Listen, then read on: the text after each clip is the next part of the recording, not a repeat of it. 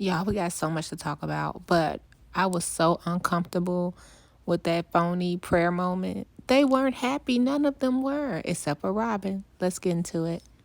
Commentary Blue Commentary Burgundy Commentary Comment Blue Commentary Comment Burgundy Blue Commentary Burgundy Commentary.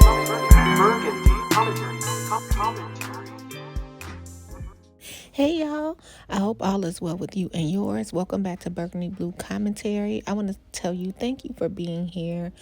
All right, let's get into it. So, spoiler alert if you haven't watched it rather, we're talking about season 16 of Sister Wives, episode 3, and I'm gonna break this down just on one portion.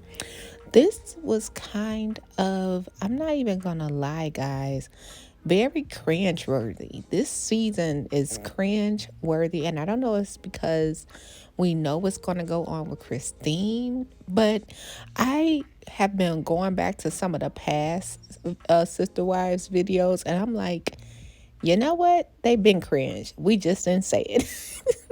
Okay, so this episode is all about Coyote Pass and how they're going to divide it into these 5 lots. We're going to just start there. That's where we're going to do in this video. It's more to come, guys. We'll do a second video.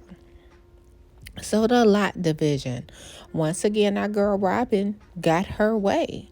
And I want to hear your opinion because it was the fact that they said property that we could divide off for kids.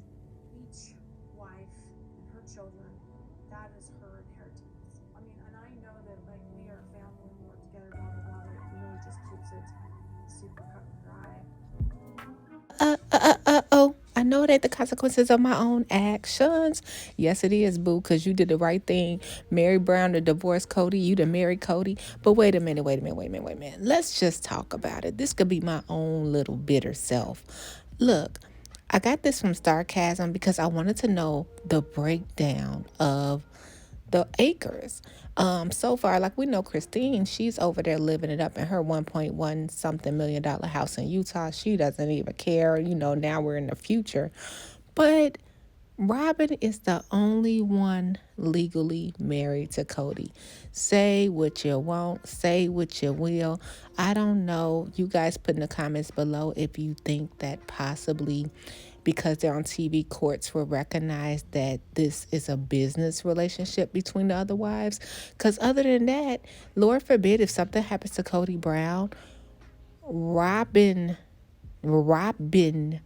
is the only next of kin. Robin is the wife. Robin is the wife. So when it came to her discussing the inheritance, I was like, yeah, that makes sense. Like your property on your land, even though honestly, though otherwise has the smallest portion of the property, but it's inherited for your children. And it's so bizarre when you think about it, but then it's not, because I always feel like Mary would be pushed to get the lease in the smaller space because she has the only one daughter, right? But I think again, if we go back to Mary's bed and breakfast idea, when she wanted to do that, everybody said nah, because I think they knew it wasn't part of their inheritance. So that's why Mary Brown and her mom and her daughter has that business and it's just for them, you know what I mean? But yeah, I want to know what you think. Like that kind of just threw me off when Robin said it makes sense, don't get me wrong, guys, but it just gave me the creeps. Like, that if something happened to Cody before Robin, and I'm knocking on wood or something like that, Robin is legally the one responsible for his affairs. Y'all are sitting there talking about some, oh yeah, we're all equal. No, babes. No. And I'm not a lawyer. I'm just telling you this from experience of seeing stuff. You know what I mean? I remember a long time ago, my mother was telling us about a relative of ours, and quick story. So this relative, she was like up in age, in her 70s, and I'm a kid, so as long as I can remember, she was married, right? So her husband died, and my mom is going to meet with her, and she's like, "Oh, when is the family car coming?" And y'all, the family car, the limo didn't come. So they were like, "Oh, we're going to catch a cab." So they went ahead and caught the cab to the funeral. My mom is walking, my mom is like one of those bust the door open, head held high people. And she's walking to the front pew, and my relative is like slowly walking into the funeral home. And my mom's like, "Wait a minute, come up here, girl. Why you not sitting in the front row?" Well, well. After 40 years, her husband, who wasn't her husband, never got a divorce from his first wife, right? So he never got a divorce. So the wife, even though he hadn't been with her 40 years, was in the front pew, and our relative had to be in the back, which goes to, and had to move out the house and everything. Like, she had nothing, even though she spent 40 years with this man. So our mom always told us, don't be a back pew beesh, okay?